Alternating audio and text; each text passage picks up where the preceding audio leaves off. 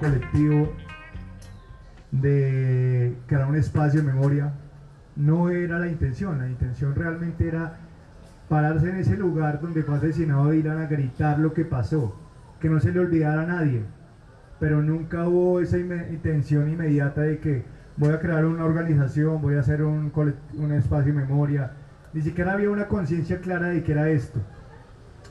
Luego me doy cuenta que no era solo mi familia, que lamentablemente la criminalidad estatal ha acabado con millones de familias en este país. Y desde ahí comenzamos. Estos retos han pasado desde la persecución, las amenazas. En ese mismo espacio de memoria han hecho un memoricidio sistemático porque ha sido vulnerado en reiteradas ocasiones. Tenemos eso documentado, murales de memoria que se han hecho en la esquina, las materas, las placas. Aproximadamente 15 veces hemos restaurado ese lugar. En la alcaldía pasada, en el gobierno pasado y ahora en este, sigue siendo vulnerado. Y esta es una constante con los espacios de memoria de la ciudad y con las víctimas de Estado, sino con las víctimas sobrevivientes, con las familias. Entonces ha sido un caminar largo, ha sido un caminar duro, también amoroso, porque yo dije dentro de mí, voy a demostrar lo que era Dylan, no lo que el Estado ni los medios vendieron de él, que era un delincuente, que era un bandido. Voy a demostrar eso. Él era una persona alegre, una persona con sueños, con ganas de salir adelante, con risas, con amor. Entonces, ese intento ser yo también, cada día demostrar quién era Dylan por medio de lo que yo hago y lo que hacemos desde el colectivo. Demostrar, como algún día me lo dijo también el papá de Nico, Yuri, vamos a demostrarle a la gente que no somos ningunos delincuentes realmente, que vamos a celebrar la vida desde el amor, desde el carnaval, desde la felicidad, desde la poesía, desde el baile, desde la música, y eso hemos hecho durante estos casi 6 años. Lastimosamente hay que decirlo, en cualquier espacio donde estoy lo repito, porque no solo con Nico, no solo con Dylan, hay un marco de impunidad gigante. Entonces aquí seguimos y nos vamos a seguir por la memoria de ellos, pero me duele que al día de hoy siga impunemente todo. Entonces también reiterar algo, digamos mis compañeras que están a mi derecha, los compas de la izquierda, hay algo, yo fui antes de lo que Dylan, yo acompañé otros procesos desde la memoria también, pero hay una connotación grande cuando ya tú o tu familia termina siendo la víctima directa. Esto te cambia a ti totalmente el lazo, sin desmeditar lo que han hecho mis compañeros. Es gigante el trabajo que han hecho, pero eso le parte a uno la familia y la mirada. De verdad no le deseo eso a nadie y vamos a seguir cultivando una lucha por la no repetición. Bueno, buenas tardes para todos y todas y todes. Mi nombre es Dylan Bocanegra y como lo han hecho las compañeras y el compañero, pues también me presento de forma colectiva. Yo hago parte de un colectivo pedagógico aquí en la universidad que se llama Colectivo Pedagógico Ruta a la Memoria, y nuestro caminar, nuestro corazonar en la memoria inicia dentro de la licenciatura. Nosotros y nosotras somos estudiantes de comunitaria y en la primera fase de prácticas había una práctica que se llamaba Ruta de la Memoria. Estando allí en la Ruta de la Memoria,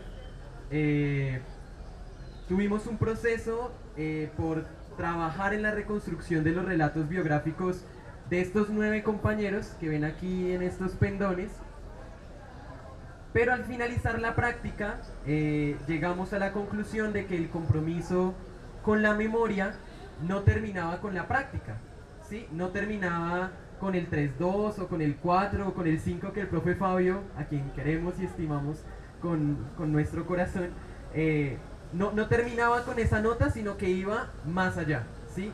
Era un compromiso ético y político que debíamos asumir cada uno y cada una, primero desde nuestra singularidad y después como colectivo. Y por eso decidimos formar en primer momento un grupo de estudios, ahora un colectivo pedagógico. Y no solo por el compromiso ético y político como personas individuales y como colectivas, sino también por el compromiso ético y político que tenemos como maestros y maestras en formación que buscamos que a través del conocimiento de la memoria, y no solo el conocimiento teórico de los hechos históricos, sino del pasar por el corazón esas memorias que nos abordan, que nos preguntan, que nos acompañan, que nos remueven los sentires, a partir de esa construcción poder pensarnos en cómo transformar. Eso es lo que nos ha impulsado verdaderamente a poder realizar, como por ejemplo este festival por tercer año consecutivo, no solo el Festival de la Memoria, sino el Festival de los Derechos Humanos y la Memoria, que acompañamos en el mes de septiembre o octubre aquí en la universidad, pero también poder tomar estos 9 compañeros y compañeras que nos habitan aquí en la universidad, en el memorial, y llevarlos a otros lugares, llevarlos a colegios, llevarlos a espacios populares, traer también personas de universidades públicas, de universidades privadas, de colegios, de preuniversitarios populares, a presentarles la universidad, a hacer el recorrido de la ruta a la memoria, para que estas memorias, estas 9 memorias de los 9 compañeros, no solo estén allí en el muro de la memoria, en el memorial, sino que constantemente nos estén acompañando. Justamente recuerdo mucho en el primer festival que hicimos, que decíamos que la idea era que el memorial saliera del P a la plaza pública, ¿sí? Que saliera por un día al año de estar allá en esa pared y nos pudiera acompañar en la plaza, en este caso en la plaza Darío Betancourt. Y nos ha inspirado también para que con mi compañera Vanessa y con mi compañera Laura, con quienes comparto este caminar, pues estemos realizando nuestro proyecto de grado en torno a la memoria de la Universidad Pedagógica y a las memorias de los 9 compañeros a quienes me permito nombrar en este momento: el profesor Darío Betancourt, Miguel Ángel Quiroga Gaona, Litzaida María Ruiz Borja, Carlos Alberto Pedraza Salcedo, Golson Granados, Daniel Andrés Garzón Riveros, don Eduardo Lofner Torres, el compañero Oscar y la compañera Cristina del Pilar Guarín Cortés. A estos compañeros que nos siguen acompañando y nos siguen habitando en este ser en la universidad. Bueno, creo que es muy valioso todo este compartir de experiencias, porque al final es el tejido que somos, ¿no? Son las luchas que comenzaron otras personas y que han sido nuestro camino también. Creo que es muy valioso que, como lo decía Erika, las instituciones comiencen a llenarse de los sectores populares, ¿no? Que sea la memoria también desde abajo, ¿sí? Creo que es muy valioso comenzar a ¿cómo lo decimos? No entrenar, a ejercitar esa conciencia sobre los números y la necesidad de humanizar un país que ha sido tan marcado por la violencia sociopolítica, por el conflicto armado, en una prensa roja que todo el tiempo está diciendo son números, ¿no? ¿Cuántos mataron hoy? ¿Cuántos mataron ayer? ¿Cuántos van a matar mañana? Pero es que no son números, sino que son personas, ¿no? Es la complejidad de la vida. Son hijos, son hermanos, son amigos, son pareja, son padres. Creo que el país tiene que desacostumbrarse a ver a los malos muertos, ¿sí? Y más bien construir desde abajo un enfoque que permita ese tejido social para la paz. Creo que la lucha entonces que vemos aquí es por la dignidad, por el reconocimiento de nuestra historia, por la construcción colectiva de memoria. Como que la convicción es clara, ¿no? Ustedes la ven, yo también la veo aquí presente en esta mesa, en este festival, en estos rostros. Es que todo lo que se puede hacer por la memoria es enriquecedor, todo es constructor, todo es siembra, somos agentes transformadores. Y esto para pasar a la segunda pregunta: ¿qué tensiones han enfrentado ustedes al querer convertir la memoria en acción, en arte, en siembra, en consigna? ¿Qué les ha dolido y qué les ha dado sostén en este camino?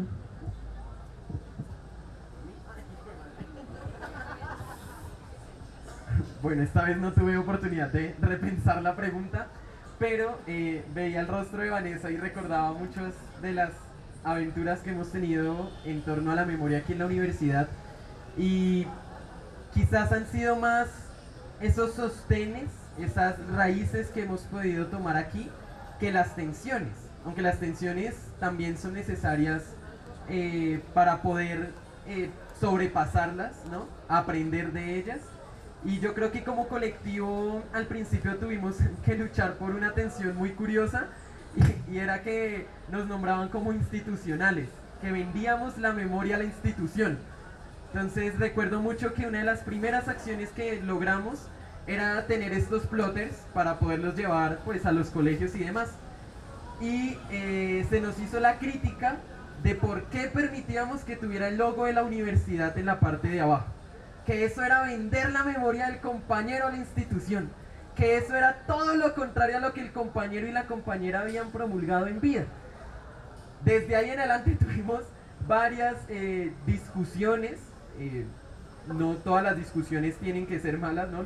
Las discusiones también enriquecen, y el adoptar la universidad como nuestro territorio de lucha, de reivindicación de la memoria, pues trae también este tipo de encuentros, de poder decir, bueno, pero usted ¿por qué lo considera institucional? ¿Qué es lo institucional?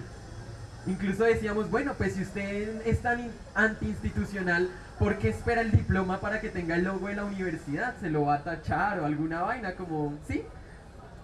Entonces esa tensión de lo institucional y de vender las memorias como nos lo decían.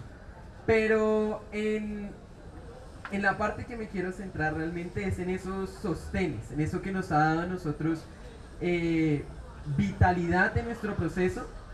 Y lo primero, y creo que Lau y Vanessa están de acuerdo conmigo, es que este ha sido un proceso que no hubiese sido posible sin la constante compañía de las familias que hacen parte de las víctimas del memorial. Para nosotros es fundamental el que ellos y ellas nos acompañen siempre. Y más que la palabra fundamental, para nosotros es bellísimo contar siempre con ellos. Claro, al principio está siempre el nervio, ¿no? Y yo cómo le pregunto y cómo me acerco y cómo esto y cómo y qué tal que la embarre y diga lo que no es. Y ahorita poder sentarse, compartir un tinto, compartir ay, que venga, le muestro esta foto que te veas, ¿no? Sí, como esa cercanía que hemos logrado, para nosotros, ese es nuestro mayor sostén. Contar con las familias. Y claramente que las familias cuenten también con nosotros. Oiga, es que este fin de semana, por ejemplo, es el festival de Carlitos allá en Ciudad Bolívar. Este año es arriba en la Chiguaza, entonces allá llegamos, ¿sí? También el que ellos y ellas sepan que cuentan con nosotros. Y también, claro, al lado de sus familias, sus amigos y compañeros. Maestros y maestras que le siguen apostando a la transformación del país y que si le decimos, oiga, es que tenemos un festival, usted nos acompaña como maestro de ceremonias, y el profe Beto ahí está de una vez para decirnos, claro que sí, yo estoy allá en la tarde y viene y nos acompaña.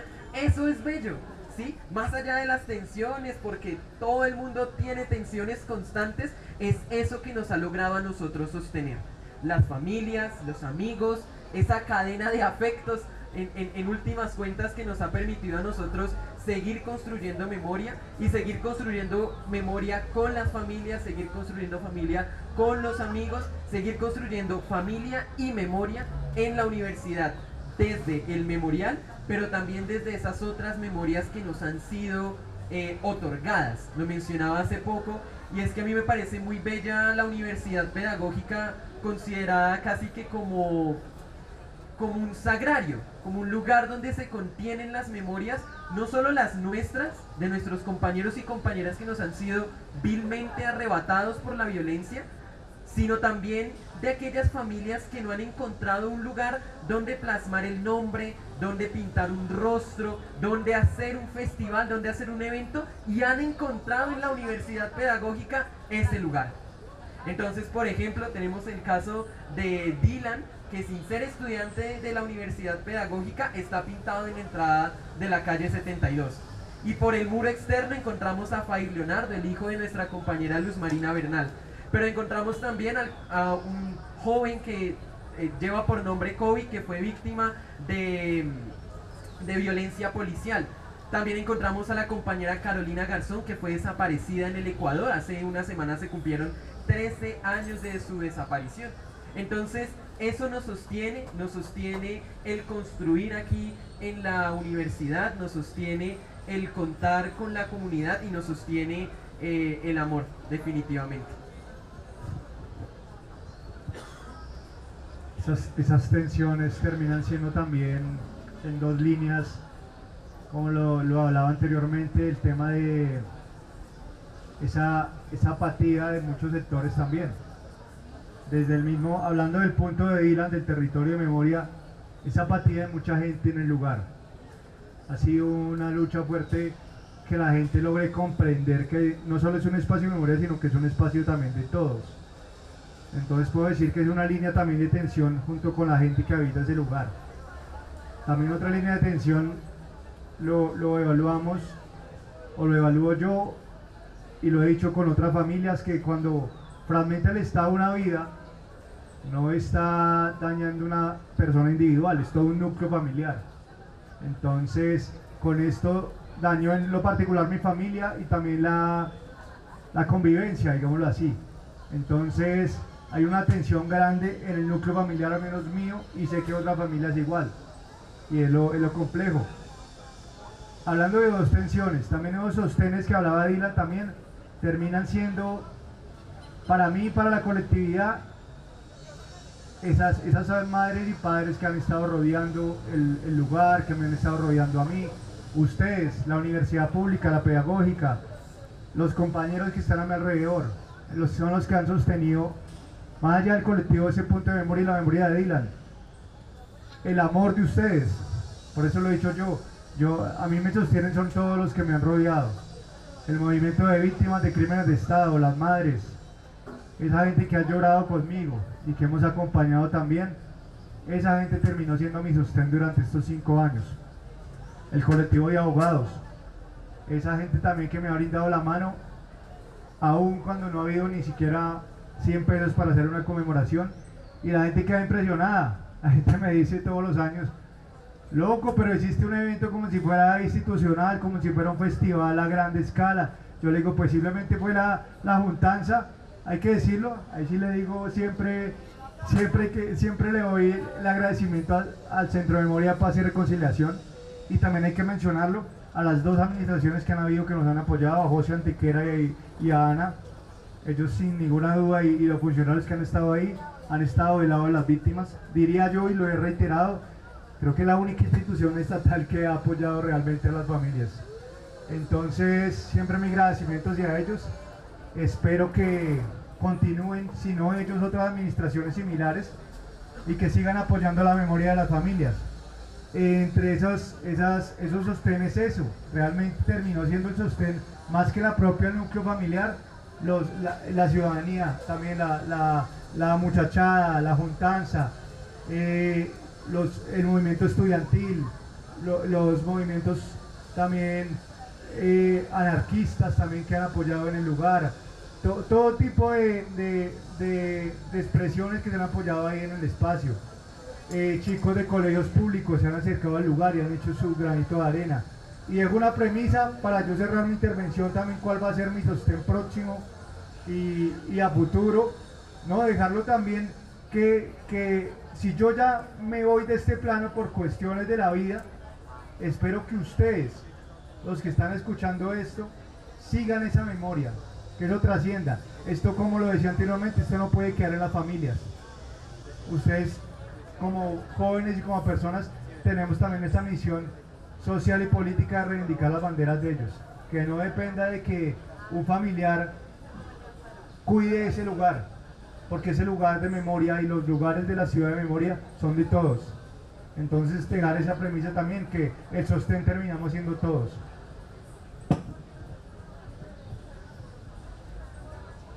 Yo creo que una de las tensiones, de las principales tensiones que hemos enfrentado, tiene que ver con lo institucional. Ya lo nombraban los compañeros, digamos que nuestros primeros vínculos institucionales son todo el tiempo violentos, ¿no? Como que se acude a la fiscalía sin respuesta, se acude a la policía porque la policía es el principal responsable, se acude a medicina legal sin respuesta, y entonces hay una tensión frente a la institución que luego precisamente tiene algunas contradicciones, porque en medio de esa institucionalidad tan dura, tan severa, de oídos sordos, hay otros funcionarios, hay personas en las instituciones que también hacen pues esfuerzos muy importantes. Entonces para nosotros quizás las primeras tensiones fueron esas. Nosotros iniciamos como colectivo un jardín, una siembra de la memoria en el portal de la Resistencia, y la primera vez que fuimos a poner un árbol había una prohibición de Claudia López de aglomeración en el portal de la Resistencia, y tuvimos que hacer una conmemoración llorando rodeados de esmalte. Y quizás eso resume cómo son esos procesos tan difíciles, porque están las personas ahí queriendo decir, aquí pasó algo grave, pero además aquí había una vida, etcétera, y hay mucha violencia alrededor, y digamos está la institucionalidad para decir quizás aquí no debería existir. Y luego de ese tiempo y de intentarlo mes a mes, encontramos como puentes para poder hacer ejercicios con la alcaldía local, con el centro de memoria,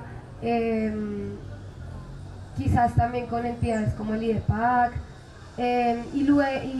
y quizás cuando creíamos que estaba todo bien, hace unos meses la alcaldía local de Kennedy retiró de manera arbitraria una placa, que es la placa como del tótem, un poco del memorial del portal de la Resistencia, que es una fotografía de ese cosito que tiene las estaciones de Transmilenio y que les da el nombre a las estaciones y a los lugares, y que tenía la foto de cuando eso se nombró Portal Resistencia, y se quitó de manera arbitraria, y luego tuvimos que volver a andar lo andado. Creo que eso también es una tensión muy importante, y es que parece que todo el tiempo hay que recomenzar, y a veces eso agota demasiado a los colectivos, a las familias, porque hay que recomenzarlo todo otra vez, hay que volver a decir disculpa, es que llevamos aquí 4 años, disculpa, tú acabaste de ser contratado, pero aquí mataron a una persona. Y esa quizás es una de las principales tensiones, y es como la configuración del Estado no permite que los ejercicios de memoria que confrontan el mismo Estado existan. Y al mismo tiempo, como gente dentro de las instituciones abre posibilidades para que eso suceda y para que persistan estas iniciativas. Creo que hay otras tensiones que tienen que ver precisamente con los usos de las memorias, lo decían ustedes ahorita, eso tiene que ver mucho con quién habla de nuestras víctimas y cómo lo hace. A veces hay muchas buenas intenciones, pero quizás muy malas prácticas muy individuales, prácticas muy egocéntricas, prácticas que buscan reconocimientos individuales sobre procesos colectivos, y eso rompe mucho también los espacios y las memorias.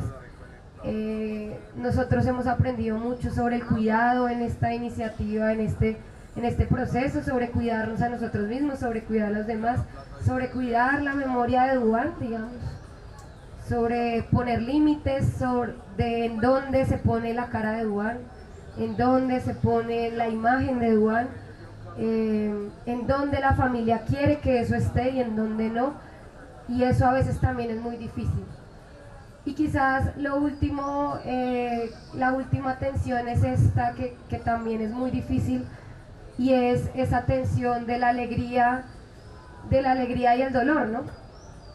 Que avanzan las familias y nosotros como familia extendida, y es a veces esa culpa inmensa por poder ser felices, la culpa por poder ser felices con un hecho victimizante encima, y la idea de que el dolor tiene que estar para siempre, y al mismo tiempo la idea de que el dolor sostiene, impulsa, la rabia avanza. Entonces creo que esa tensión que no se soluciona, como decían los compañeros, sino que más bien avanzan las cosas, es muy importante porque permite también que las familias sanen y que uno también sane esas cosas y se permita la alegría en nombre de la alegría que tenían estos jóvenes, y también se permita la rabia a veces, y se permita odiar, y se permita no sanar, y se permita no perdonar. Y creo que esa tensión quizás es una de las más importantes porque impide que se borre. Quizás lo que no nos atraviesa en el sentimiento, en la lágrima, en la entraña, es lo que no se nos olvida, ¿no? Y ya rápidamente para decir, creo que concuerdo con los compañeros en la idea de que quizás las personas no se rinden, nosotros no nos hemos rendido porque en medio de ese dolor tan grande se construyen también sentimientos amorosos muy profundos, con todo, como con el arrebato de la vida. También es amar la vida profundamente y darse cuenta que es muy importante, que uno no quiere que se la quiten a nadie más. Y ese sostén para nosotros se representa en esa siembra. Es un jardín que va floreciendo, que crece, que uno puede ver que cada vez es más grande, que los árboles crecen, que crece el pasto, pero además que crece la gente alrededor, que alguien pasó un día y ahora es un amigo más, que va cada primer fin de semana del mes, cada domingo del mes a echar pala porque sí, y no conocieron a Duan, quizás, sino a través de su familia, y eso es muy importante porque permite saber que eso que está ahí sembrado físicamente y simbólicamente pues no se muere, porque hay gente que lo cuida, hay gente que lo quiere, hay gente que se pregunta, y un poco también bajo esta idea hay gente que adopta esas memorias y las hace suyas. Yo creo que ese es quizás uno de las cosas que lo atan a uno a no rendirse, ¿no?, ante la decisión, y es saber que hay transformaciones muy pequeñitas, y que esas transformaciones se dan en los espacios más cotidianos.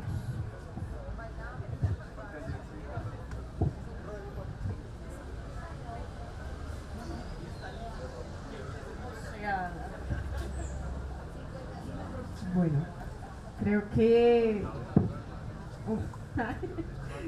creo que dimensionar cuáles son las tensiones, los tejidos y todas las discusiones que se dan alrededor de la memoria en un país como este tienen que ser percibidas por nosotras y nosotros como maestros, como estudiantes, como ciudadanos, ¿sí?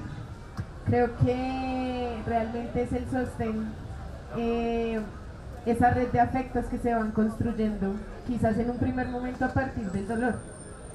Creo que, como lo decía Yuri, la memoria es de todas y de todos, y no solo hay una memoria, ¿cierto? Creo que también la lucha es contra la ignominia, esa amnesia colectiva que fue prendida aquí en este país, en esta sociedad, como un virus, como una pandemia que nos agarró a todos, agarró a todas las generaciones y se las comió vivas, ¿sí? Creo que el llamado es claro, ¿no? El Estado y las instituciones estatales son revictimizantes porque son lacayos de un sistema que vota por el olvido. Aquí es importante conocer y reconocer que siempre se espera algo de las familias, ¿cierto? Uno escucha mucho, ¿no? El perdón y la reconciliación, y entonces ya, se acabó. Y no es así. La lucha por la memoria es también permitirse, así como lo decía Tatiana, que la familia sienta el dolor y la sociedad sienta el dolor de haber perdido a un hermano o una hermana, ¿sí? Porque entonces de las familias se espera el perdón y la reconciliación, pero ¿qué esperamos nosotros del Estado? Agencia, ¿sí? Agencia, reparación, porque el Estado ha sido victimario, ¿sí? El Estado ha sido agente que ha torturado, que ha asesinado a nuestros compañeros y compañeras, ¿sí? Creo que la alegría entonces se vuelve una trinchera. Cuando vamos tejiendo nos hacemos la fuercita todas y todos. Y a esta siguiente pregunta, que es para Erika en representación del Centro de Memoria, Paz y Reconciliación, en aras de todo lo que hemos venido hablando, ¿qué significa cuidar y acompañar memorias vivas y en disputa desde una institución pública? ¿Cómo resistes y cómo resiste todo el equipo a la formalización del recuerdo? Bueno, pues ahorita, pues un poco, ahorita en la presentación, pues yo me presenté un poco muy desde mi lugar individual. Yo creo que hay que partir de algo muy importante, y es que aunque el Centro de Memoria, Paz y Reconciliación es una institución pública que hace parte de la Alcaldía de Mayor de Bogotá, pues hace parte del distrito, es un escenario que fue exigido por la gente.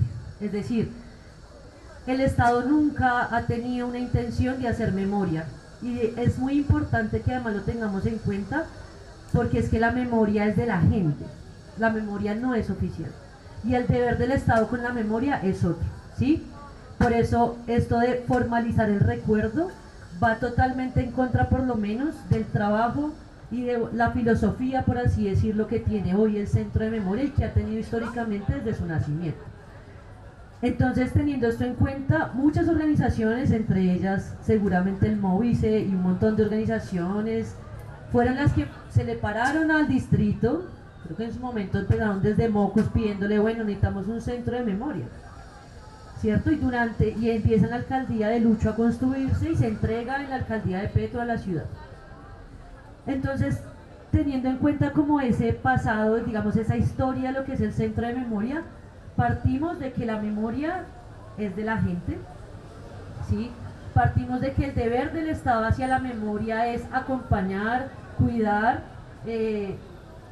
fortalecer la memoria.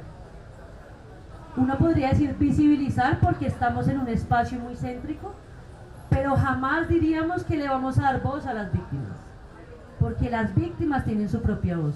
Nosotros no somos quienes para decir que es que ellos no tienen voz y vamos a agenciar políticamente a las víctimas. No tiene ningún sentido, ¿sí? Y partir de esto ha hecho que en esta administración, durante la administración de José, que yo vengo desde allí, había una apuesta por decir que en Bogotá habían muchas cosas memorables, y efectivamente algo muy importante, y es, aunque el dolor es algo que ha hecho que existan estos procesos de memoria, o sea, la memoria llegó a Colombia por las víctimas de crímenes de Estado ante la impunidad y la injusticia. Empezaron a hacer marchas, empezaron a salir a las calles a decirle a la ciudad que estaban desapareciendo gente, que el Estado, el F2 y muchas instituciones estaban desapareciendo a la gente y estaban asesinando a la gente. Entonces la memoria en Colombia, por lo menos, siempre ha llegado desde la resistencia, ¿sí? Y aunque existe un Centro Nacional de Memoria Histórica que sí tiene unos deberes por ley, y es construir esa memoria histórica del conflicto armado en nuestro país, el Centro de Memoria, Paz y Reconciliación tiene, digamos, unas apuestas distintas. Uno, porque no solo trabajamos alrededor del conflicto armado, es decir, reconocemos que la memoria es diversa y que la memoria no solamente se ha dado a través del dolor, sino que la memoria en sí misma es un proceso de resistencia, y que también se da porque yo quiero defender mi pedazo, entonces estoy en contra de doña Juana y hacemos un no le saque la piedra a la montaña para resistir ante estas cosas, ¿sí? Entonces salimos y hacemos el bazar en el barrio, y hacemos un picadito y hacemos una olla comunitaria, que lo llamamos una noche sin miedo, porque nos están asesinando en esa esquina o nos están robando. Y como a veces la gente y todos hacemos memoria y no nos damos cuenta de esos ejercicios de resistencia y de construcción que estamos haciendo. Entonces, durante la administración de José encontramos que hay muchas cosas memorables en la ciudad, no solamente las víctimas, que por supuesto son el centro de todo, sino otro montón de cosas. Y entonces, en esta administración de Ana María Cuesta hablamos de las memorias vivas.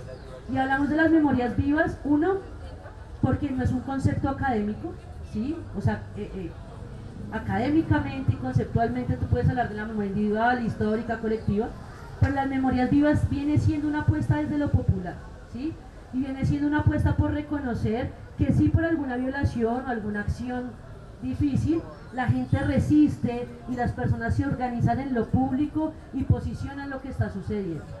Y eso que ha significado para nosotros algo muy hermoso, y evidentemente esto no lo hemos ganado con trabajo, no lo hemos ganado con un compromiso, pero también, y pues no lo podemos negar, con un compromiso de vida de quienes estamos hoy allá y un reconocimiento no solamente por nuestro trabajo en el centro, que por supuesto pues creo que lo estamos haciendo bien, si hablan bien de nosotros acá y nos están dando duro, entonces un poco decir, claro, está ese lugar, pero también es un reconocimiento porque es un compromiso de vida de las personas que estamos allí, ¿sí? Y eso que ha implicado la oportunidad de cuidar las memorias, claro que sí, pero también algo muy interesante y es entender que la memoria pública es diversa. Entonces nosotros trabajamos con víctimas de crímenes de Estado y con víctimas de abuso policial, pero también trabajamos con la policía, pero también trabajamos con las víctimas de fuerzas militares. Y es, claro, políticamente en lo personal puede ser difícil para uno desde sus posturas, pero si creemos que la memoria es pública y que el deber del Estado es, ¿cierto? Y hacer memoria y también reconociendo que y todas las memorias, ¿cierto? Sí, o sea, yo no le puedo decir, o sea, ¿sabes? Es como muy difícil decirle a una mamá que su esposo, o decirle a una esposa que su esposo fue desaparecido, que es un sargento, que entonces como fue un sargento merece ser desaparecido. Nadie merece ser desaparecido, todos merecen ser buscados y encontrados. Entonces es una apuesta difícil, claro, pero también nos ha permitido conocer esa diversidad, pero también nos ha permitido posicionar y poderle decir al policía, es que usted debe respetar eso porque es memoria, así a usted no le guste, ¿cierto? Como también nos toca respetar que sí hay víctimas también de la policía y sí hay víctimas de los militares, y como que vuelvo y digo, puede que para uno desde su postura política personal sea compleja, pues estamos intentando posicionar lo público y el centro de memoria como un espacio público para todos y todas, en donde todos y todas se sientan seguros. Hemos tenido esta gran oportunidad, es un reto muy grande, obviamente es un reto grande también en una administración en donde hacemos procesos de memoria y hacemos resistencia, no sé, por ejemplo en Bosa, pero al mismo tiempo la seguridad sigue compleja, entonces por más de que uno haga cosas es difícil, pero aún así resistimos desde acá, creemos firmemente en que la memoria es de la gente, en que la memoria es popular y que estamos acá para defender esas memorias, para posicionar desde nuestro discurso y desde nuestro hacer y desde nuestras exposiciones y desde los eventos que se hacen en el Centro de Memoria, que hay que resistir al olvido, por supuesto, que hay que insistir en la memoria, porque es lo que nos permite, ahorita dice algo muy chévere y es, la memoria vence a la muerte, porque si tú recuerdas, pues por más de que esa persona ya no esté o esa situación ya no pues ya haya sucedido, pues no lo olvidamos y sigue en nuestro corazón. Entonces es un reto, pero pues es nuestro trabajo, como yo se lo he dicho a muchos. Yo no le voy a ir a pedir un favor ni a una alcaldía ni a una institución, yo le estoy exigiendo a una institución que haga su trabajo. Entonces claro, nosotros nos sentimos muy felices cuando la gente nos agradece, pero es nuestro trabajo y es nuestro deber hacer eso. Bueno, creo que es muy enriquecedor escucharte, Erika. Lo digo desde una experiencia personal y es reconocer que el Centro de Memoria es un lugar seguro y lleno de amor efectivo, de amor que se hace tangible, de amor eficaz, claro que sí,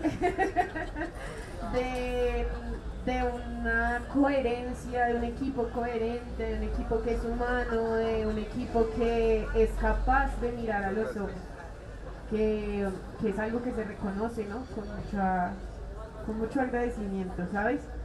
Creo que el Centro de Memoria en estos momentos está marcando un cambio y un precedente para las otras instituciones, y esperamos que el resto de instituciones estatales se acojan a esta manera de trabajar con la gente, casi que asumiendo un compromiso de vida por la vida, ¿sí?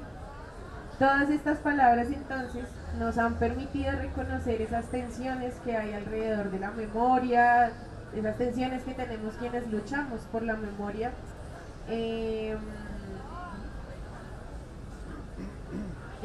Sin embargo, eso pues también es un aliciente, ¿no?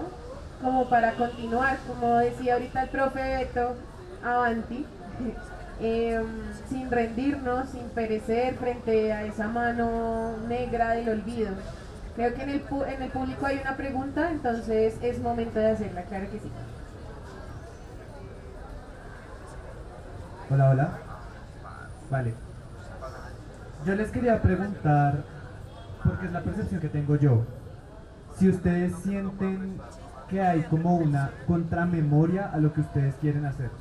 Cuando hablamos, por ejemplo, de la institucionalidad o de cómo ciertos agentes del Estado, etcétera, quieren como censurar esa memoria o quieren que ya no exista esa memoria, quiero saber si ustedes sienten esa confrontación como eso, como un tipo de contramemoria o la memoria que se impone, y pues no es algo nuevo. Digamos que un ejemplo que se me ocurre ahora es que las personas en China creen que su gobernador estudió allá, y eso no es cierto, pero se les ha impuesto eso en la memoria.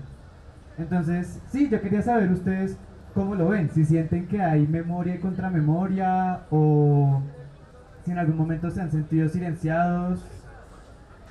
¿Cuál es su perspectiva en esto?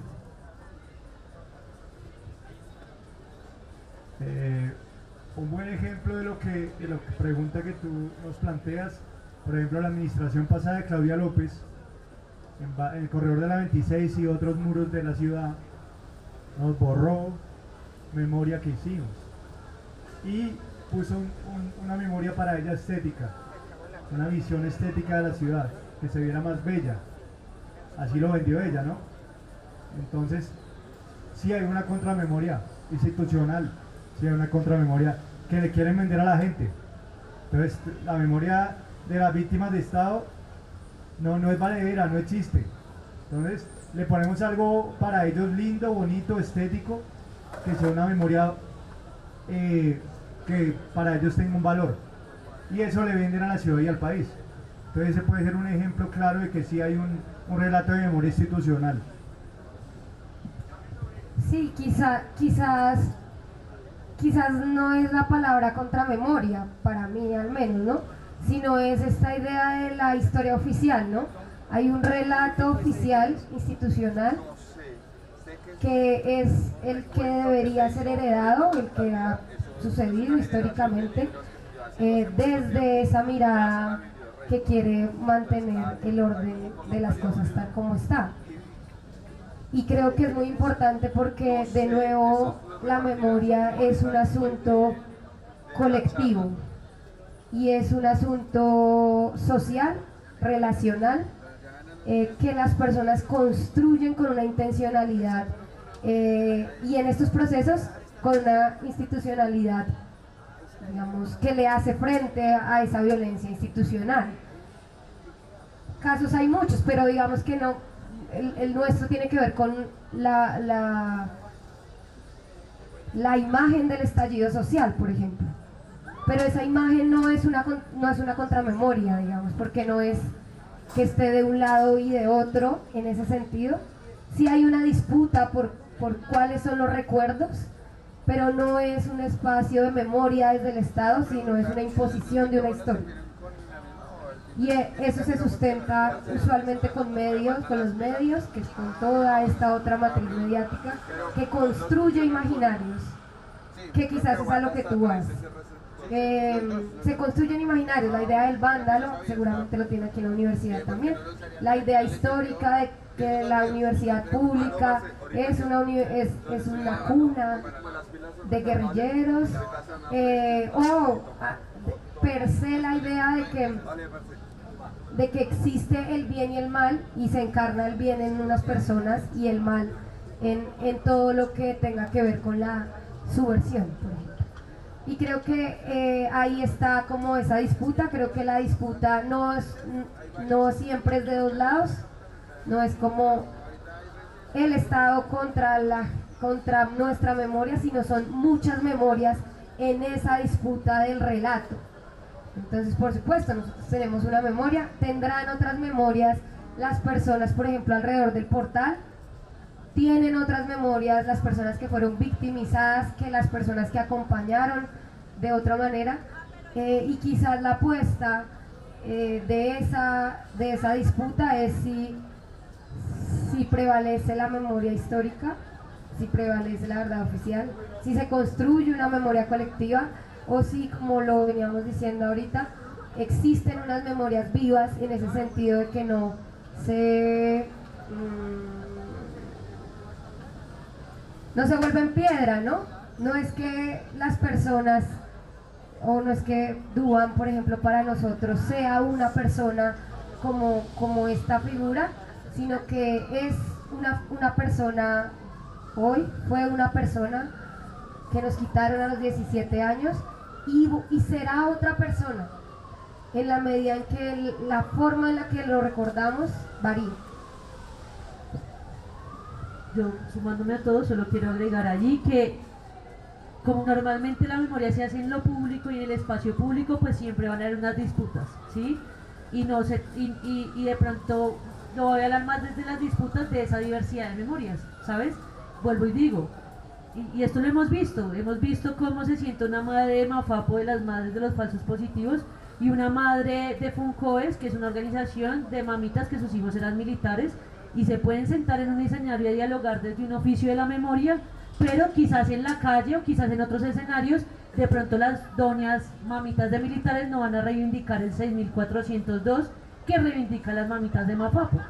Lo que hace que la memoria sea diversa, que hay unas disputas de la memoria, que también hablamos de unas verdades desde las cuales las personas se ponen, y en esa medida, pues, vuelvo y digo, si estamos en lo público, estar en el espacio público implica pues que es público, y aunque yo estoy apropiándome de un espacio, pues es de todos, y terminan habiendo esas tensiones de me quitaron la placa, no me la pusieron, me tapó el mural y no fue una institución, sino fueron los fachos de nada más, ¿sabes? O sea, como que también son esas disputas no solo hacia el institucional, que no lo quiero sumar más porque ahí está, sino que esa diversidad de memorias en lo público pues puede generar también esas tensiones y esas disputas.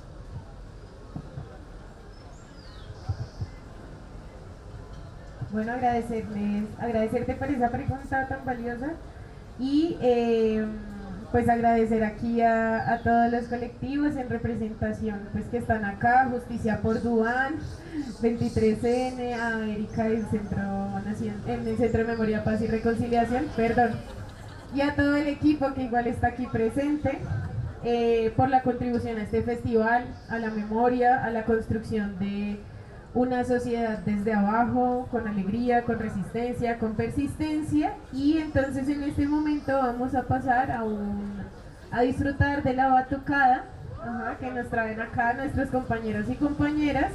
Y si desean, ya claro, la brujería hizo efecto, entonces salgámonos aquí si quieren otra vez las sillas, porque tenemos una segunda parte del plan, es un segundo bloque de diálogo, de charla, con otros 3 invitados también que traen aportes muy valiosos.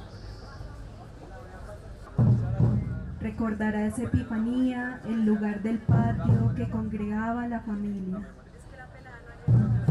No soporto el peso de hermanos repartidos, de árboles sin sombras en los bordes. Regreso a reunir los huesos nuestros, a sacudir la memoria de perfectos momentos. Descubro en los rincones las muñecas de las hermanas. Parecen abrirme los brazos. Dudo que alcance la claridad del universo.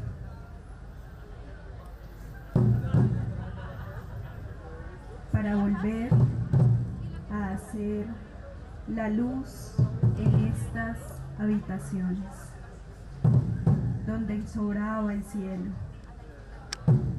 ¿En qué momento el rumor del arroyo desapareció de nuestras gargantas? Demasiado polvo para limpiarlo todo, con un viento iniciado en los pulmones. Queda un recipiente de arcilla donde bebíamos aguas despiertas, unas voces que vuelven reclamando a sus dueños.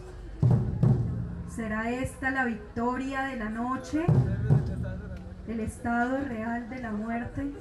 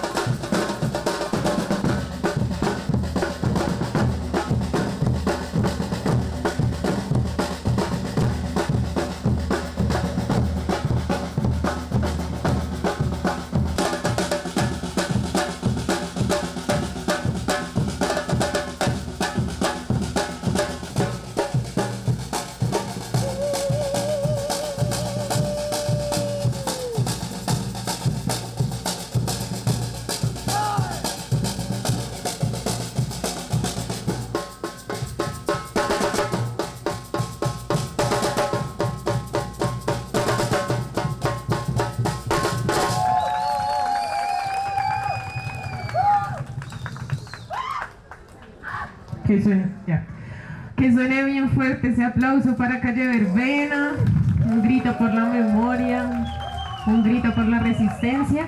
Y vamos a pasar a esta segunda parte del panel, que hemos denominado Cuidar la Casa, memorias que brotan desde la Universidad Pedagógica Nacional. Aquí entonces tenemos como invitadas e invitados a Ricardo Garzón, a Marlis Pedraza y a Camilo H. Entonces nos gustaría que por favor se pudieran presentar, contarnos un poco de ustedes. Buenas tardes a todos y a todas. Mi nombre es Ricardo Garzón, yo soy familiar de Daniel Garzón, una de las personas que está en el memorial del P y también en el mural que tenemos aquí atrás de la entrada de la calle 72. Esa es la presentación, ¿sí o no? Así cortica. Bueno, soy profe también, soy licenciado en Ciencias Sociales de la Distri, politólogo de la Nacho. Hago parte del movimiento de víctimas de crímenes de Estado desde hace ya casi 9 años. Y bueno, estoy acá para que conversemos un poquito de las experiencias de memoria que hemos trabajado acá en la universidad.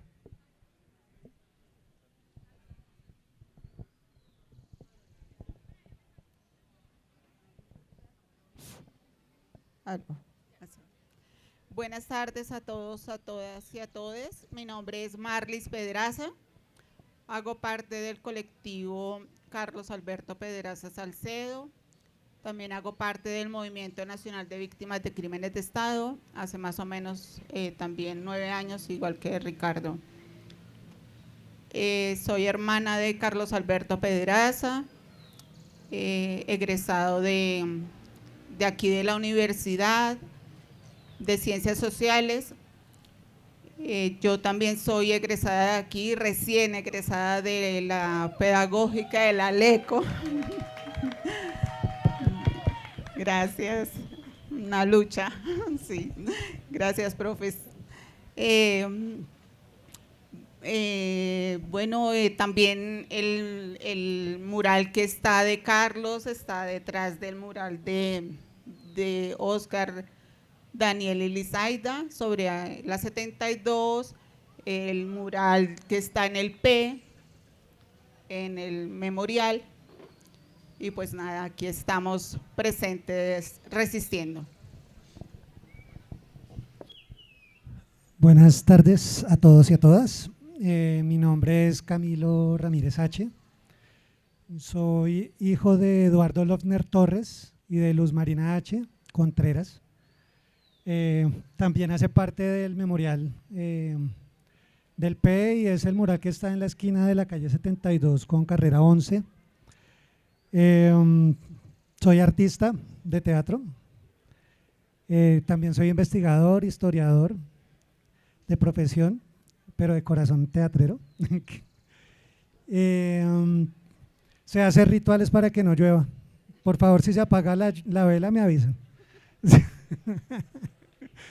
Y ahí va, lo voy a patentar.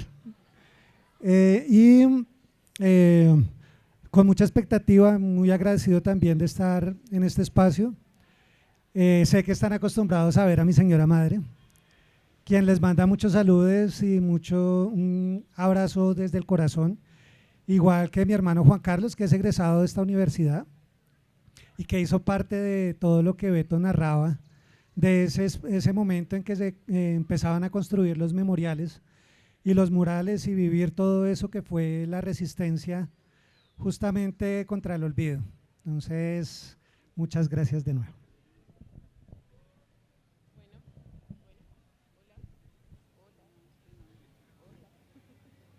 Hola, gracias. Entonces, bueno, muchas gracias por estar acá. Sabemos lo complejo de los tiempos y de muchas veces encontrarnos, pero muchas gracias por esas palabras y por esos corazones que igual se mantienen en lucha. Quisiera preguntarles, ¿cómo ha sido el proceso de reconstruir y sostener la memoria dentro de esta universidad? ¿Qué gestos, qué alianzas, qué palabras han hecho posible ese camino? Bueno, en el caso del mural en homenaje, el mural de la memoria en homenaje a Daniel, Oscar y Lizaida, que como les decía se encuentra aquí atrás, es un proceso que lleva más o menos 13 años, entonces si se ponen a pensar es un proceso que lleva casi 3 generaciones de cambio acá en la universidad, y pues que es un proceso que se empieza a hacer inmediatamente, se produce la muerte de los 3 compañeros. Uno de ellos, como les decía, es mi hermano, y los otros 2 pues también eran compañeros, colegas.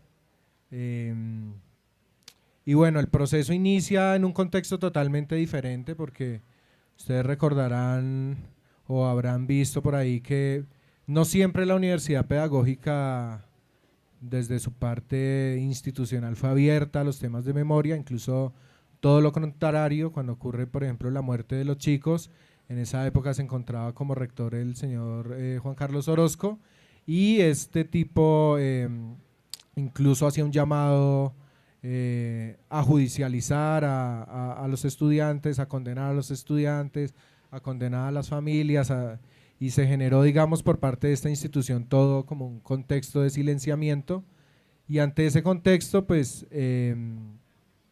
creo que una manera de poder hablar del caso, de poder hablar de los chicos sin hablar precisamente, era pues pintando. Entonces en 2012 mismo se pinta un mural a los meses de los hechos, y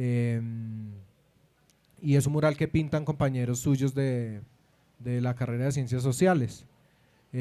Posteriormente el mural se deteriora y es cambiado, pintado por otros de sus compañeros, y yo me aproximo al proceso de pintar el mural como desde el año 2016, más o menos, hasta la actualidad, pues que me he encontrado allí como familiar, como muralista,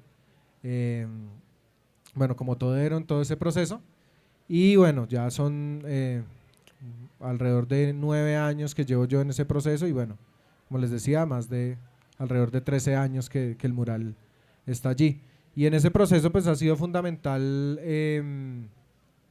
la permanencia de las familias y de los amigos, que somos quienes hemos estado allí, como insistiendo en recordar estos hechos a estas personas. Y bueno, creo que ha sido un proceso que ha contado con aliados diferentes a través del tiempo. Se ha podido dar por también la confluencia con distintos colectivos que hacen muralismo, que han apoyado en algunas cosas, y bueno, desde la rectoría de Adolfo Teortúa pues existió un diálogo allí con la universidad que ha permitido como que sea un poco más fácil hacer este proceso, ¿sí? Si bien nuestras iniciativas siempre han sido autónomas, independientemente de si la institución apoya o no apoya, si da permiso o no da permiso. Creo que nunca pedimos permiso para intervenir ese espacio, sino que fue un ejercicio, una acción que hicimos de toma de un escenario que hemos intentado que persista, ¿no? Generalmente, o la mayoría de intervenciones o murales que hay en la universidad o que hay en el espacio público al nivel general, pues su gran reto es la permanencia, ¿no? Y pues este es un mural que ha logrado permanecer y que ha logrado ser un punto de referencia de distintos colectivos, de organizaciones estudiantiles, precisamente porque hemos intentado recrearlo por lo menos una vez cada año. Bueno, la versión que ven acá se hizo en 2022, es la última. Yo no estaba en el país y ahí un poco como que se detuvo la cosa. Ahora que regresé, pues la idea es, y ahí va de paso una invitación, que nos puedan acompañar el 5 y 6 de septiembre, que se va a hacer la jornada de restauración de ese mural. Generalmente pues desarrollamos metodologías que permitan pues que la gente pinte, se unte, como que apropie este espacio, y bueno, eso podría decir un poco cómo ha sido como ese proceso.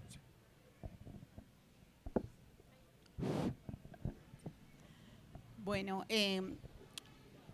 desde que asesinan a mi hermano Carlos docente, a él lo desaparecen el 19 de enero del 2015 y fue hallado sin vida a los 3 días en Gachancipá. Carlos, educador popular, y desde ese mismo momento estudiantes de la universidad se toman el mural y pintan el primero. Ya van 4 versiones que se han hecho en estos 10 años que lleva desde la desaparición forzada de Carlos y posterior asesinato. Son 4 murales que han sido realizados por Beligerarte, por Zancudo, por los mismos estudiantes, como lo decía aquí anteriormente, de la pedagógica. Al inicio todo lo proyectaba mi hermano Gustavo, quien ahora se encuentra en el exilio por buscar verdad y justicia en el caso de nuestro hermano. Desafortunadamente asesinan a Carlos y fragmentan la familia también.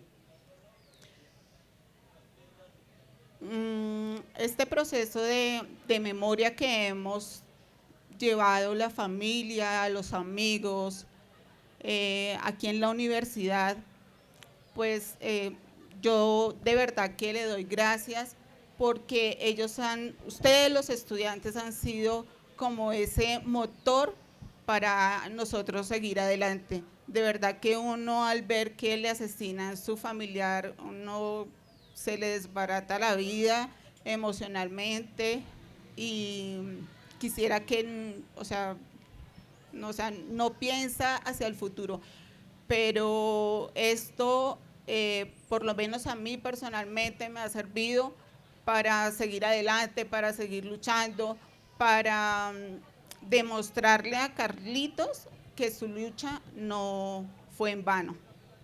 Y mi hermano Gustavo también desde el exilio siguió sus estudios y también allá se graduó.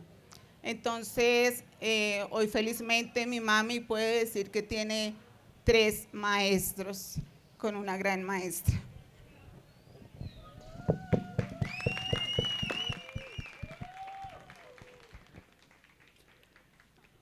Bueno, ojalá las palabras fueran como la batucada, que llaman la atención solamente con el tocar de un tambor. En el caso de mi padre, él fue detenido, desaparecido en noviembre 20 de 1986, una de las tantas víctimas de desaparición forzada que tuvo esa década en el país. En la universidad, que es la pregunta en concreto, fue un proceso que hizo parte justamente de esa búsqueda de reivindicar y de hacer unos procesos iniciales de memoria, de lo que después va a llamarse memoria histórica. En esa década, en esos años 2005, 6, 7, hasta el 10, digamos que en Colombia realmente hablar de memoria era algo muy, muy particular, no era algo muy común. En mi caso como historiador en la universidad no se podía hablar de memoria, de hecho. Se hablaba de microhistoria o se hablaba de historia antropológica. Y realmente después del 2010, 12, tal vez 14 es que la Nacional empieza a decir que, bueno, abramos una línea de memoria, pero pues ni siquiera hoy se puede hablar de una línea formal en términos de profundidad en estas narrativas distintas a la historia oficial. Por supuesto, los principales aliados y aliadas han sido los estudiantes.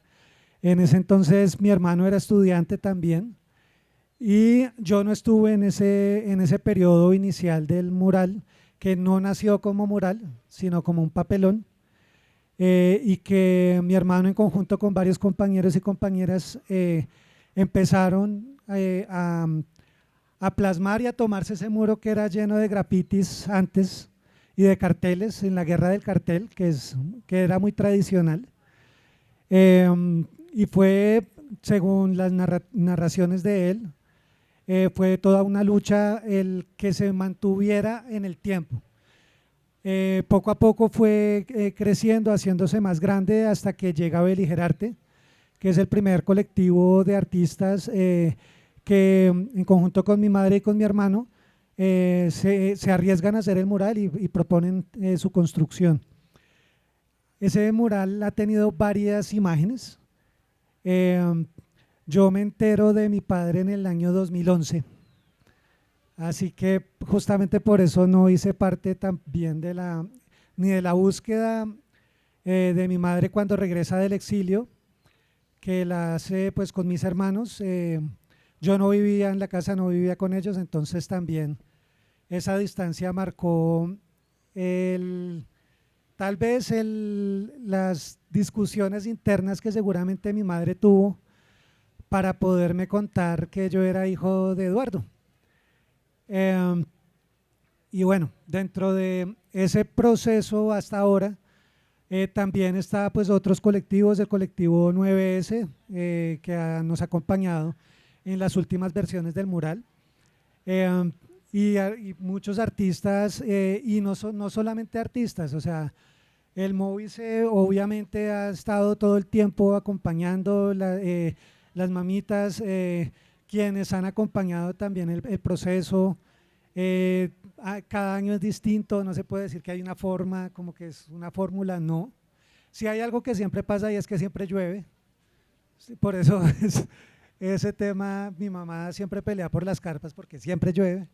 Entonces, digamos que este año con lo que sucede, que violentan y agreden los murales, las memorias, en lo personal, debo decirlo, se ha sentido un acompañamiento mucho más fuerte de la universidad, porque el simple hecho de generar una mesa colectiva de trabajo en donde se convoca no solamente a las familias, sino que también está el colectivo pedagógico, el de la ruta, los profes, el área administrativa. Creo que es un primer paso, pero que obviamente al ser primer paso sigue faltando fortalecerse, o sea, es necesario. Y es necesario porque son escenarios muy dinámicos y que si no se están moviendo todo el tiempo, pues tienden a quedarse allí hasta que vuelve a haber una nueva acción, hasta que vuelve a haber lamentablemente una nueva agresión. Y desde ahí entonces creo que sobre todo los principales aliados y aliadas en general es quienes no necesariamente de manera presente, sino desde donde el lugar que estén, le nombran no solamente a los murales, sino a cada uno y a cada una de las víctimas de crímenes de Estado que tiene este país y que tenemos como nación. Esos son los principales aliados y aliadas. No es solamente pintar, es luchar porque no se olviden los nombres de las más de 125.000 personas desaparecidas que tiene Colombia, que tenemos como nación y que lamentablemente nos llevamos el primer lugar en cantidad de personas desaparecidas, que seguramente pues esa es la cifra oficial, pero sabemos que son más. Bueno, el arte entonces se ha vuelto un lugar de resistencia y ha sido siempre un lugar de resistencia, ¿no? Y que no se nos olvide que aquí hacemos memoria de frente y sin permiso, ¿sí? Que sus caminos son el legado que tenemos en el corazón y desde ahí caminamos, ¿cierto? Que ellos son nuestros compañeros, ellos pasaron por esta plaza, caminaron por los salones, reconocieron los edificios, que no se nos olvide allá los compañeros que están en las chazas, de pronto poner oído, ¿cierto? Me remito a tus palabras, ¿cierto? Ojalá la palabra llamara tanto como un tambor, ¿sí? Que no se nos olvide que la indiferencia es el juego del olvido, compañeras y compañeros, y que estos rostros que tenemos aquí atrás son rostros que atravesaron la universidad pedagógica, que sus nombres no se nos olviden, que por lo que ellos lucharon y por lo cual fueron vilmente arrebatados de esta comunidad y de sus familias, no sea un impedimento, sino que esas banderas también se unan a las nuestras, ¿sí? Que sus rostros queden impresos en nuestra memoria, ¿sí? Porque ellos son parte de las raíces que fundamentan el hecho de que hoy nosotras y nosotros estemos acá. Con esto, para pasar a la siguiente pregunta, ¿qué tipo de memoria necesita esta universidad hoy? ¿Qué no podemos permitirnos olvidar como comunidad educativa? Yo creo que esta pregunta tiene que ver un poco con el contenido que hemos intentado plasmar en el mural, en sus distintas versiones, y yo creo que de partida es importante plantear que se necesitan unas memorias que superen un poco como esa visión de las pues de las víctimas inocentes, ¿no? De personas que en su pasividad fueron llevadas por la corriente, fueron asesinadas, desaparecidas. Es un poco cuestionar ese relato y esa manera como a veces se construye memoria y que creo que si bien se hace con el mejor de los sentidos y a veces con una apuesta estratégica como de refugiarse en la humanidad de la persona para que esta narrativa sea aceptada socialmente, siento que el objetivo y el reto de las memorias que estamos construyendo es intentar reconstruir esas identidades completas y complejas de las personas que en este caso estamos conmemorando. Pues en el caso de Daniel, Oscar y Lizaida ha sido muy complejo porque creo que hay muchas memorias para las que no está preparada la sociedad y el país y eso impide que a veces muchos discursos, muchas propuestas, muchos ejercicios de esclarecimiento no surjan en esta sociedad, ¿sí? O sea, como creo que es muy importante posicionar, por ejemplo, que los estudiantes que en algún momento han apostado por la acción directa, poco o nada son conmemorados en este país. Existe ahí como un vacío de si se puede hablar de ellos o no, de qué tanto se puede hablar, de si tienen un lugar o no. Y bueno, la apuesta del mural es un poco eso, ¿no? Como decir, tienen un lugar, hablamos de lo que como familiares, amigos, nos sentimos seguros poder hablar, pero haciendo énfasis en la identidad pues de quienes eran, pues unos líderes estudiantiles que aportaron al movimiento estudiantil en su momento, desde más o menos 2006, 2007 hasta el 2012, que ustedes saben que eran unas luchas que en ese momento estaban ligadas a todo el proceso de la MANE y bueno, la reforma a la Ley 30, bueno, un momento en el que vivimos pues quienes estudiábamos en esa época.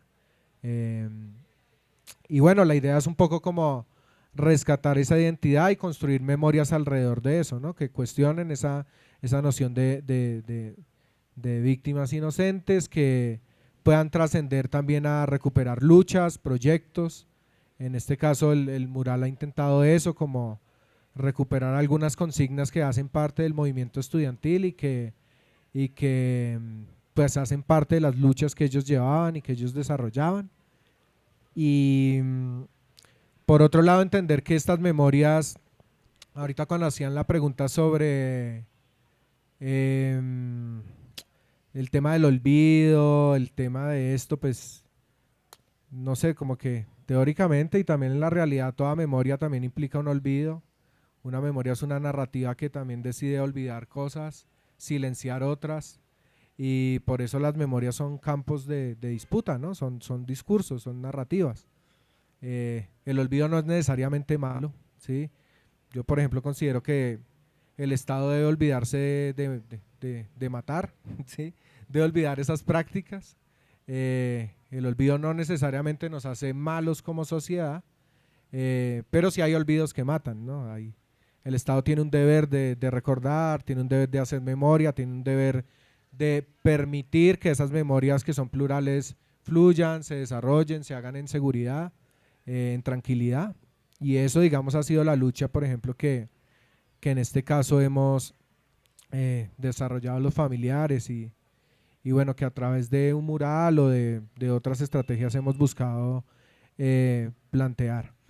Entonces yo creo que es fundamental eso, una memoria que cuestione, una memoria que sea crítica. No todas las memorias son críticas, hay memorias muy conservadoras, hay memorias que impiden, por ejemplo, que avancen las luchas sociales. Yo recuerdo, por ejemplo, cuando se dio aquí una coyuntura de que, bueno, había una coyuntura acá de movilización en la universidad y se planteó un mensaje de protesta en ese contexto en el memorial del P. Y en ese momento la administración de ese momento nos convocó como familiares para que nosotros rechazáramos esa intervención que habían hecho estudiantes de la actualidad que estaban protestando por algo que era, pues desde nuestra perspectiva, justo. Y nosotros planteamos que nosotros como familiares no nos íbamos a oponer a las luchas del presente, que las memorias hoy de alguna manera no pueden ser vistas con esa visión clásica de los museos, de que son intocables, y pues en este caso esa intervención que se hizo ahí, lo hablábamos incluso con el familiar de Cristina, desaparecida en el Palacio de Justicia, decía, oiga, sería paradójico que nosotros como familiares abanderados de una lucha, de recuperar la lucha, las memorias de nuestros compañeros, nos prestáramos como para una estrategia reaccionaria de decir, oiga, esta lucha sí fue buena, esta que está llegando no. Entonces como que ahí en su momento nos supimos posicionar y más bien decirle al rector como que escuchar a los estudiantes en su momento en memoria de los estudiantes del pasado que de alguna manera estaban planteados allí. Entonces eso sí, una memoria, como decía, que supere esas narrativas de víctima inocente, que sea transformadora, que sea abierta, que tenga esa capacidad de dialogar con otras memorias, y que sobre todo tenga la capacidad de reinventarse, ¿no? Porque muchos de los espacios de memoria que hay acá en la universidad pasan desapercibidos pues por la gente que está llegando, ¿no? Y aquí hay un montón de marcas territoriales de memoria que se han puesto y que yo creo que de pronto muchos y muchas aquí no han visto, ¿no? Porque la memoria, cuando se plasma en un espacio físico, a veces corre el riesgo de volverse paisaje, ¿sí? Y de pasar desapercibido, de no tomarse en cuenta. Y eso es un reto para los familiares, para los estudiantes, para todas las personas a quienes nos interesa este tema, de poder activar esos espacios constantemente, ¿sí? Yo, por ejemplo, a veces, yo celebro mucho que la universidad como institución haya decidido hacer el mural del P, ¿sí?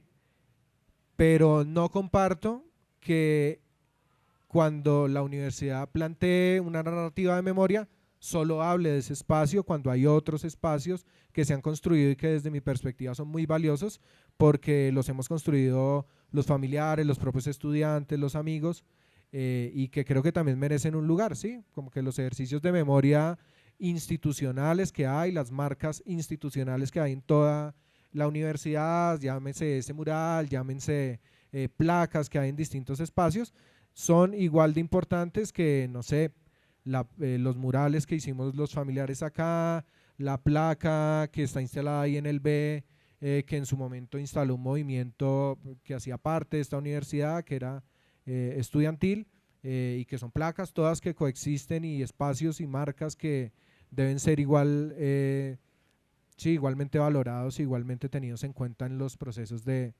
reconstrucción de memoria. Eso podría ser, qué pena la extensión.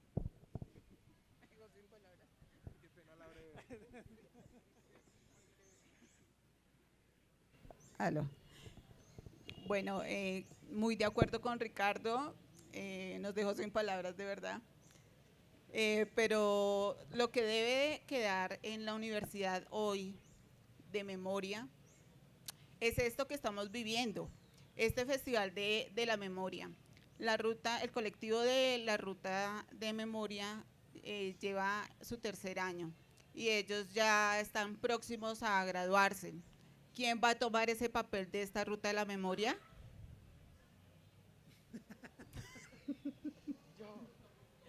Van a continuar ellos. Entonces, esa es una pregunta que yo me hago, o sea, aquí la memoria se termina, este sería el último festival de la memoria que se realizaría aquí en la pedagógica.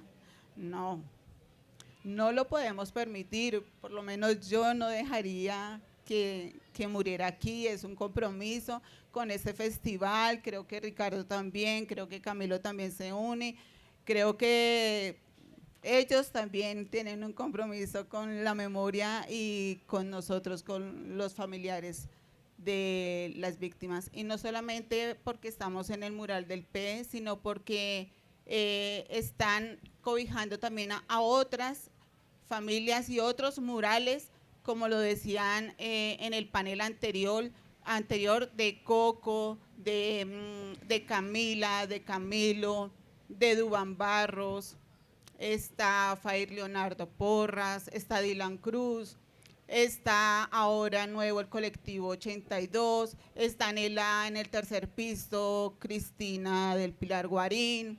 Bueno, y así poco a poco ustedes van reconociendo cada mural, y eso es lo que nos hace falta aquí en la universidad.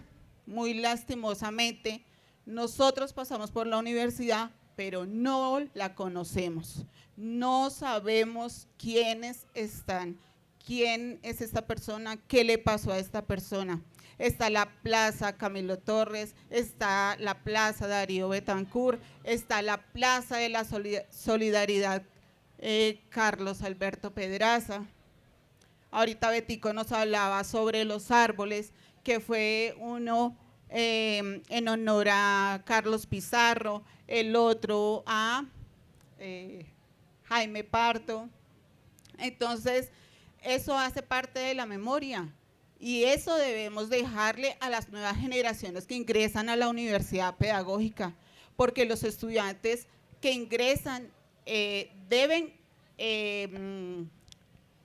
conocer su universidad y apropiarse de ella, apropiarse de la universidad, de la memoria, la llamo yo. Entonces, creo que eso es lo más importante que dejaría para la universidad.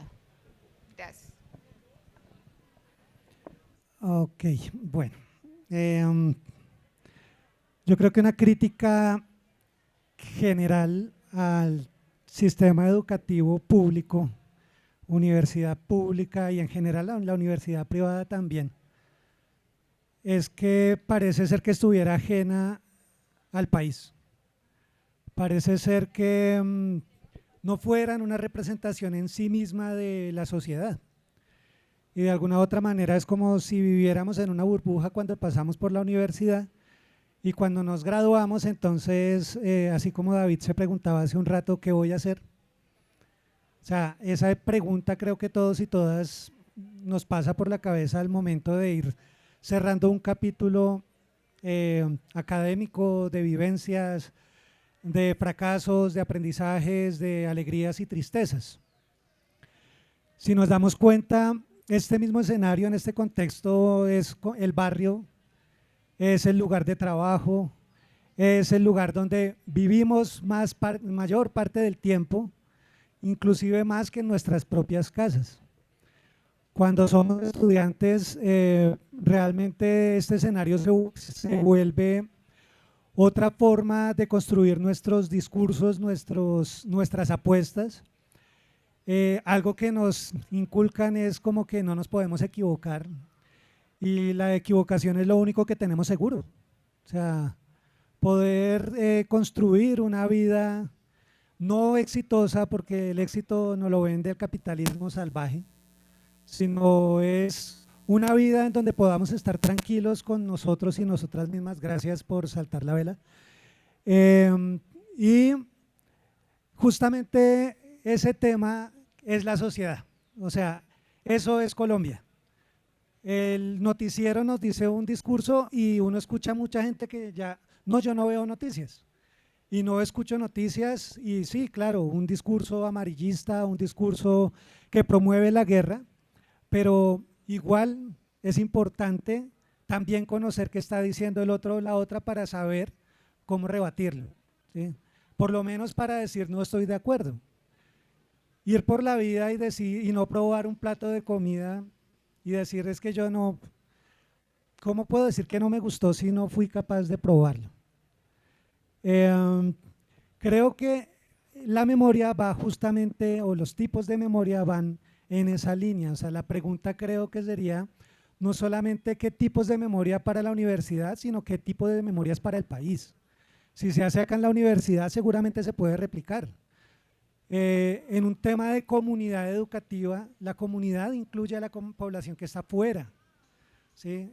A las tiendas, a la gente que habita las calles alrededor, porque Quiéranlo o no, este es un lugar referente de esta calle 72. Y ustedes saben seguramente que hay planes y desde hace muchos años hay apuestas por sacar la universidad de esta calle. ¿Sí? Un lugar que representa lo público y que no les gusta. ¿Por qué? Porque este es el centro administrativo, ya no es el centro de la ciudad, es la 72. Mueve mucho dinero y esto es un lugar que está en esta calle. Por lo tanto, esa memoria tiene que ser polifónica, tiene que tener muchas voces y todas las voces, no es unívoca, no va en un solo discurso, no tiene una sola ideología, es un tema en que hacer memoria realmente, para que no les duela o no duela, es un escenario en donde justamente las apuestas es por reconocer realmente lo que ha sucedido desde las visiones que lo vieron, que lo vivieron y que lo han reconstruido. No es un tema tampoco de decir es que toda memoria es tendenciosa, toda memoria es política por naturaleza. Y si yo soy político, tomo posición frente a las cosas. Y hacer política es eso, no es ir a ganar votos. Esa es la política en esencia. El ejercicio político lo vivimos a diario cuando decidimos tomar una vía u otra. Y desde ahí, el construir memoria justamente hace parte de un ejercicio de resistencia, porque como postura política tiene que ver con que luchamos contra la manera como se ha vendido la historia. Y por ejemplo, situaciones que pasan, en el mural de mi papá, pasan, pues en esa calle pasan colectivos de turistas y entonces los que van guiando el turismo dicen, pues técnicamente en otras palabras dicen que se merecía que lo hayan desaparecido. ¿Sí? Y narrativas que se escuchan en las noticias, pero que se escuchan en muchas calles, en muchos pasillos, inclusive en un colegio lo vivimos el año pasado con la obra que presentamos de Dylan, Carlos y Pair, en donde 3 chicos de séptimo, octavo, de alguna otra forma decían como que, pero por algo les pasó.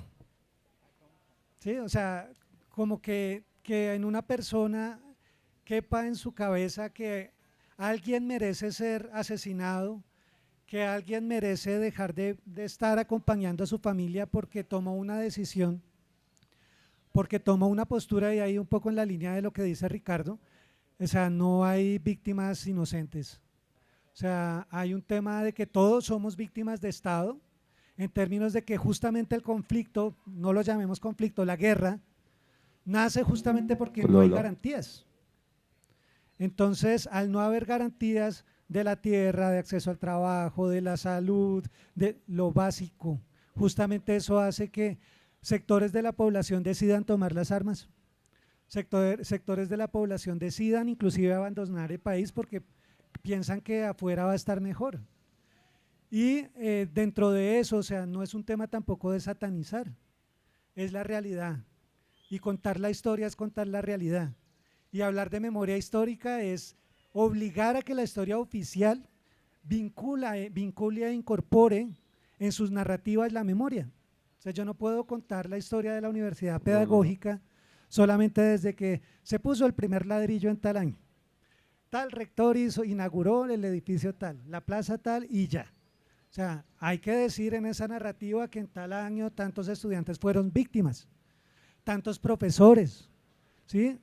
Todo el tema, mi papá trabajaba acá como servicios generales, no era estudiante y no era profesor, ¿sí? Y también fue un proceso el que la universidad reconociera que era parte de la universidad, o sea, hasta eso hace parte de las luchas, y porque estar en un lugar no quiere decir que yo soy más o menos que otra persona, justamente. Lo doloroso del proceso de la memoria es tener que encontrarse a diario con esa indiferencia y con esas posturas que técnicamente, como en Chámeza, Casanare, plantean que es mejor borrar un mural porque ya pasó esa historia y es una masacre de más de 150 personas. O que en un municipio de Boyacá, en una placa de la memoria en donde también hubo desplazamiento y una masacre, entonces la placa la cojan para cortar la carne de la plaza de mercado. O sea, son hechos revictimizantes Y la verdad, justamente la memoria como lugar de disputa, como tipos y como esos lugares a donde lamentablemente tenemos que llegar para transitar y poder multiplicar. Sí, digo lamentable porque no deberíamos como Colombia haber vivido todo esto que hemos vivido y no hemos salido de la guerra y no se firmó el acuerdo y no se ha acabado la guerra, siguen matando gente, siguen desapareciendo personas por A, B, C y como densidad doña Luz Marina Bernal. O sea, mi hijo me parió para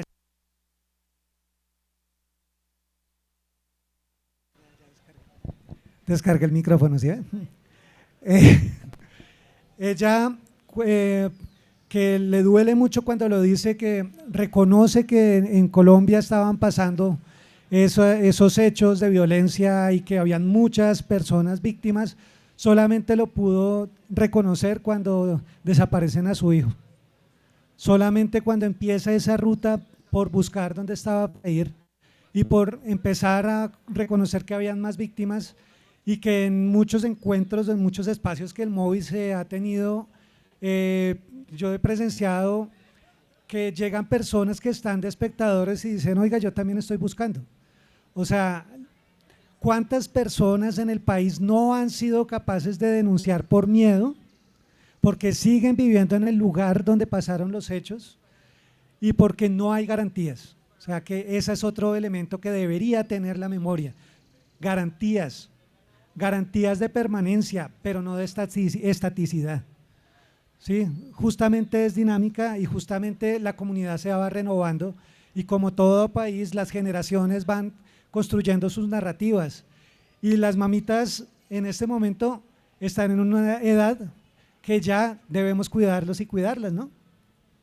Y como dice mi mamá, es que yo no quiero que usted siga buscando. El tema es que obviamente eso no es una decisión de ella, es un tema también en donde nosotros como las generaciones que siguen nosotras debemos continuar esas apuestas desde nuestras formas. O sea, obviamente mi mamá con toda su experiencia ha construido un montón y es un referente. O sea, mi hermano tiene también otras formas, yo tengo otras formas y yo tengo otros lenguajes. Y desde ahí entonces creo que lo que no podemos permitirnos, o más bien deberíamos permitirnos olvidar cosas como ese egoísmo, esa soberbia, no permitirnos olvidar que todo debe ser colectivo, que no hay memoria individual, toda memoria es colectiva. Justamente es colectiva porque no son solamente las familias, no somos solamente las familias, justamente es la comunidad, quien está alrededor, quien acompaña, ese hombro que está ahí para podernos apoyar cuando llega el llanto, el pañuelo, pero también la alegría y la risa y el poder estar en cualquier lugar y no sentirse culpable porque uno está peleando por recordar. Y estar en un escenario como una universidad pública y entonces decir mejor me callo porque en el contexto huele a que mejor no, o sea, hay violencia también con la sola quinesis de quien está al frente. Entonces creo que son muchas cosas y no me quiero alargar más, hay muchas cosas. No, muchas gracias. Yo creo que es muy valioso escucharles. Pues nosotras desde el colectivo pedagógico nunca nos vamos a cansar de escucharles. Creo que, como decía Erika hace un rato en el primer bloque, nosotras no tenemos la misión de dar voz. Nosotras estamos aprendiendo de ustedes, de reconocernos, ¿sí? Como ciudadanos y ciudadanas, de reconocernos como gente, ¿sí? Creo que la pregunta que tenemos que hacernos es cómo estamos y cómo estamos construyendo memoria, ¿cierto? Como, por ejemplo, desde el colectivo pedagógico, nosotras hemos decidido reconocer la grandeza de una vida, ¿sí? Reconocer la grandeza de los sueños que tenían ellas y ellos, ¿sí? Porque todos ellos soñaron con un país diferente y esa es la realidad. Cada uno tenía una forma diferente, cada uno tenía una apuesta ético-política diferente, pero el horizonte era el mismo. El país tiene que cambiar, la sociedad tiene que cambiar. El llamado entonces, como decían entonces, es a construir una memoria crítica, ¿sí? me retomó a la palabra de cuando una memoria se pone en una pared, corre el riesgo de volverse paisaje. Qué gran frase, ¿sí? Y ese es un llamado es para nosotras como estudiantes y para las personas que entran a la universidad y la reconocen, a preguntarse, ve, ¿y esta persona por qué está ahí en esa pared? Ve, ¿esa placa qué? ¿Sí? Venga, yo le pregunto a algún chacero, a alguna persona que esté pasando, un trabajador de servicios generales, que también construyen universidad, no nos olvidemos de eso. Creo que hay que sacar la memoria de esas paredes, que también son lugares de memoria, y colectivizarla, ¿sí? La universidad entonces de la memoria, como decía Marlis, la universidad de la gente, la universidad de la diversidad, de la polifonía, de la creatividad, del conspire, de la acción. Una universidad pedagógica nacional que es atenta, que escucha, que se toma un tinto y un cigarro en medio de una clase y le pone cuidado a un panel que están haciendo unos locos ahí con unos carteles que yo he visto muchas veces, ¿sí? Una universidad que nos permita habitarla en la diversidad. Entonces cierro con esta pregunta y es ¿qué UPN y asimismo qué país estamos construyendo? Y ya para ir cerrando tenemos una pregunta final para todos ustedes. La idea es que sea como en una frase inspiracional y es ¿qué palabra sembrarían para que no nos arranque el olvido? El camino se abre con semillas de vida y de lucha. Bueno, yo creería que la palabra fundamental, la palabra clave, bueno, que para mí ha sido en este proceso es el amor, ¿no? Porque creo que lo que como familiares, como parceros, como amigos de los chicos y chicas que hemos pintado, creo que lo que nos llevó a hacer eso, pues ese es ese amor que teníamos por ellos como personas, como familiares, como hermanos, etcétera, pero también amor a esos proyectos y a esas luchas que abanderaban y incluso a esas mismas luchas que nosotros abanderamos. Creo que también es como un ejercicio de amor propio, ¿no? En mi caso, no sé, cada año pintar a mi hermano ahí es como un ejercicio también de terapia interna, ¿sí? Pues hay gente que lo hace de otras formas, a mí me gusta hacerlo pintando, rayando, es como la manera que he encontrado de sanarme poco a poco, de vincular a mi familia en esto, porque mi familia, por ejemplo, no ha estado vinculada, digamos, a temas de luchas sociales, etcétera, sino que son trabajadores y trabajadoras comunes que salen todos los días a camellar y que quieren lo mejor para sus hijos y que en este proceso también se han ido sensibilizando y también han ido sanando. Entonces yo creo que es eso, amor, esa frase del amor es la certeza de la vida, es la sensación de la inmortalidad. Yo estoy absolutamente seguro que es así, como decía Bateman, y bueno, creo que es lo fundamental que esta universidad no debe perder, porque digamos solo se cuida lo que se ama, y en este caso pues sería eso, ¿no? Amar la universidad para poder cuidarla con todos los espacios que ya tiene, significativos de memoria, de lucha, que se han construido, digamos, en todos estos tiempos. Y bueno, eso sería. Bueno, una palabra, tantas. Yo diría que dignidad, porque toda lucha está enmarcada en la dignidad. Si no hay dignidad, no peleamos por nuestros derechos. Nos dejamos pisotear, nos dejamos acallar. Y por supuesto estos escenarios como este Festival de la Memoria, como los murales, pero también como la batucada, como las distintas formas en que nos expresamos para poder gritar que estamos cansados y cansadas, para poder seguir peleando porque queremos algo distinto, y porque estamos cansados solamente de que hayan reformas y no hayan cambios estructurales. Entonces creo que la dignidad justamente es la base para poder cimentar cualquier cosa.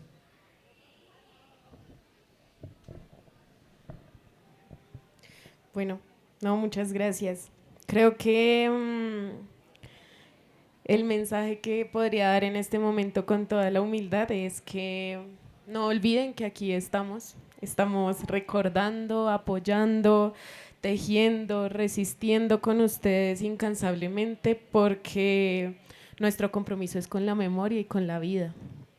Creo que aquí estamos quienes le apostamos a la vida, ¿no? A la memoria, a la resistencia, a la dignidad, desde el estudiantado, desde el arte, desde los colectivos, los parches, los convites, las afinidades. Agradecerles por la lucha, por el aguante, la resistencia y su poderosa presencia aquí. Entonces, un fuerte aplauso, por favor, para esta gente que resiste y lucha. Más fuerte. Gracias.